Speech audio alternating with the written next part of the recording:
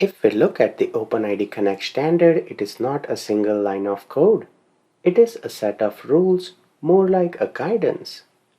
To implement all of these standards and guidance on our own for a project is not a feasible solution because the scope will increase drastically. That's where Identity Server comes into picture. OpenID Connect and OAuth 2 are very similar as we saw. In fact, OpenID Connect is an extension on top of OAuth 2. The two fundamental security concerns, authentication and API access, are combined in one single protocol, often with a single round trip to the security token service. Combination of OpenID Connect and OAuth 2 is the best approach to secure modern application for the foreseeable future. Identity Server is an implementation of these two protocols, and it is highly optimized to solve the typical security problems of today's mobile, native, and web application. It is officially certified by the OpenID Foundation, and it is a part of the dotnet Foundation. But the latest version of Identity Server has been renamed to 20 Server, and it is not free anymore.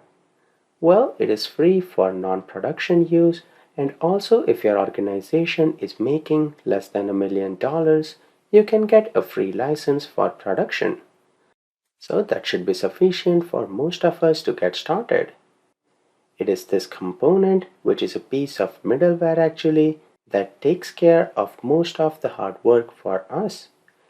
And this is what we will implement in our microservice. If I switch back to the Dundee software in the documentation, you can see they give a brief overview of how the identity server works. Users will be accessing any of the client application. It could be mobile, laptop, or an iPad application. In all of the cases, what will happen is first it will go to Identity Server to authenticate the user, as well as at the same time to request access to the resource. Identity Server will authenticate and provide what access this particular user has in a token.